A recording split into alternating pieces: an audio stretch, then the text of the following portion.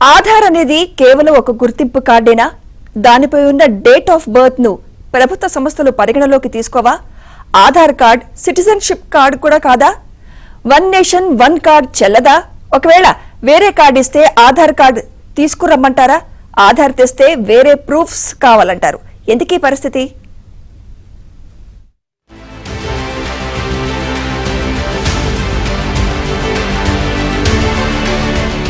తొమ్మిది అంకెలతో social security number అమెరికాలో చాలా పవర్ఫుల్. టాక్సేషన్ నుంచి జాతీయ గుర్తింపు వరకు అన్నింటికీ దీన్నే ఉపయోగిస్తారు. ప్రజా ప్రయోజనాల కోసం వ్యక్తుల్ని ట్రాక్ చేయడానికి ఈ 9 అంకెలు ఉన్న SSN కార్డునే ఉపయోగిస్తారు. బ్యాంకింగ్ నుంచి ప్రతి దానికి దీన్ని ఉపయోగించవచ్చు. 1936 నుంచి దీన్ని అమెరికాలో ఉపయోగిస్తున్నారు. దీన్ని ఏ ప్రభుత్వ సంస్థ తిరస్కరించదు. అమెరికాలోని SSN కార్డు లాగే మన దేశంలో ఆధార్ కార్డులు జారీ చేశారు. అమెరికా కార్డుది 9 డిజిట్ల నంబర్ అయితే మనది 12 అంకెల సంఖ్య. ఎక్కడ అవసరం లేదో అక్కడ అధికారులు ఆధార్ కావాలని అడుగుతుంటారు. ఏదైనా పని మీద వెళ్తే మాత్రం దీనికి ఆధార్ కాదు వేరే కార్డు తీసుకురండి అంటూ తిప్పి పంపుతూ ఉంటారు. ఇప్పుడు దేశంలో ఇదే పెద్ద సమస్యగా మారింది. అలాగని ఆధార్ లో చిరునామాలు సహా ఏదైనా అప్డేట్ చేస్తామంటే అంత ఈజీగా కాదు. ఎన్నో సర్టిఫికెట్లు ఇచ్చి ఆధార్ అప్డేట్ చేసుకుంటే అది చెల్లదంటూ తిప్పి పంపుతున్నారు అధికారులు. జనన ధృవీకరణ పత్రాలకు ఆధార్ సరిపోదని ప్రభుత్వ సంస్థలు తేల్చి చెబుతున్నాయి. పాస్పోర్ట్ దరఖాస్తుదారుల్లో అనేక మంది జనన ధృవీకరణ పత్రం కింద ఆధార్ కార్డుని సమర్పిస్తుండటంతో చెల్లుబాటు కావడం లేదు. కొందరు అలా చేయడంతో మంజూరు ప్రక్రియ పెండింగ్ లో పడుతోంది. మరోసారి రీషెడ్యూల్ చేసుకుని అధికారులు సూచించిన తేదీన పత్రాలు అందజేసేసరికి వారం నుంచి 10 రోజులు వృధా అవుతోంది. దీంతో పాస్పోర్ట్ చేతికందడానికి మరికొంత సమయం వేచి చూడాల్సి వస్తోంది.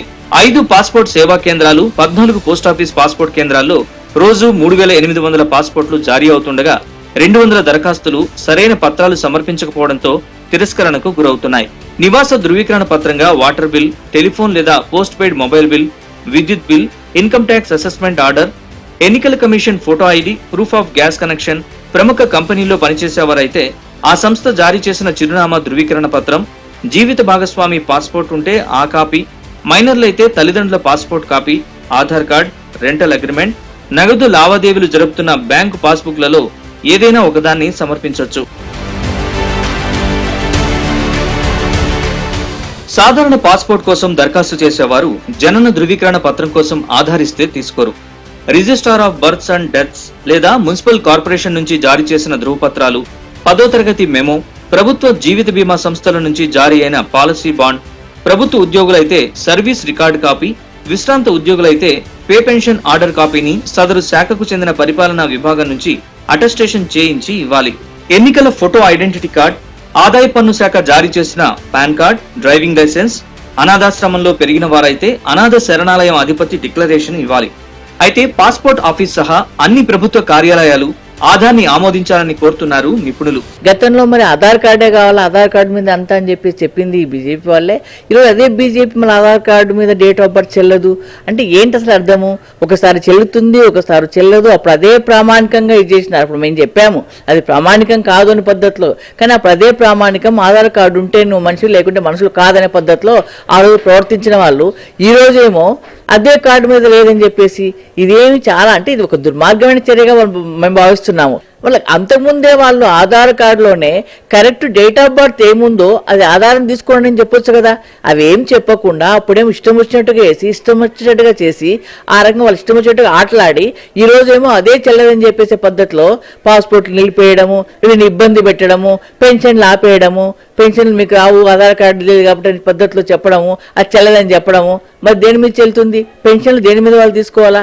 అటు ఏపీ అంగన్వాడీ కేంద్రాల్లోనైతే బాల ఆధార్ నమోదు పడకేసింది. అంగన్వాడీ కేంద్రాల్లో ఆధార్ నమోదు చేస్తామని చెబుతున్నారు. గ్రామ వార్డు సచివాలయాల్లో అరకరుగా ఉన్న ఆధార్ కిట్లు సైతం పనిచేయడం లేదు. 5 ఏళ్ల క్రితం సరఫరా చేసిన కిట్లన్నీ మూలన పడేశారు. ఇన్ని సమస్యల మధ్య బాల ఆధార్ నమోదు, నిర్వహణ ప్రశ్నార్థకంగా మారింది. దీంతో లక్షలాది పిల్లలకు అసలు ఆధార్ కార్డులే అందడం లేదు.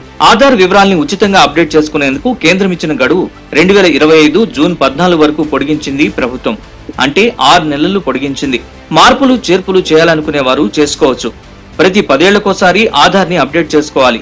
ఆధార్ కార్డుల జారీ నిర్వహణకు కేంద్ర ప్రభుత్వం ఏటా 100 కోట్లు ఖర్చు చేస్తోంది. ఏటా 1600 కోట్ల రూపాయలని వెచ్చిస్తోంది. మరి బ్యాంకుల్లో కూడా ఏంటి, ఈవెన్ పొదుపు లక్ష్మి దాంట్లో ఆధార్ కార్డు యొక్క దాంట్లో డేటా, వాళ్ళు ఒకవేళ తక్కువ ఏజ్ ఉన్నా దాంట్లో ఎక్కువ ఏజ్ చేసినా కూడా మీరు ఉండరు వెళ్ళిపోండి అని చెప్పేసి పద్ధతిలో పొదుపు లక్ష్మి గ్రూపుల్లో కూడా చెప్తున్న పరిస్థితి ఈ రోజు ఉంది. బ్యాంకుల్లో కూడా అదే పరిస్థితి ఉంది. ఇన్ని రకాలుగా ఇంత ఇది చేసి ఈరోజు ఆ డేట్ ఆఫ్ బర్త్ ఇది కాదు అని చెప్పేసి పద్ధతిలో ఉంటే నిజంగా అసలు ఏం చేస్తుంది ప్రభుత్వం? ప్రజలతో ఆటలాడుకుంటుందా అని మేము ప్రశ్నిస్తామన్నాం. అమెరికాలో SSN నెంబర్ చూస్తే ఆ వ్యక్తి US లో ఏ ప్రాంతం వ్యక్తో చెప్పేయచ్చు. అతని ఫైనాన్షియల్ స్టేటస్ సహా మొత్తం వివరాలు బయటకు వస్తాయి. అమెరికా పౌరులు పర్మనెంట్ రెసిడెంట్స్ కి ఇస్తారు.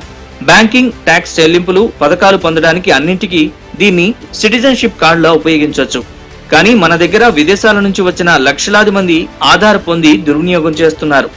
ఇంకా చాలా మంది అసలైన వారికి మాత్రం ఆధార్ లభించలేదు.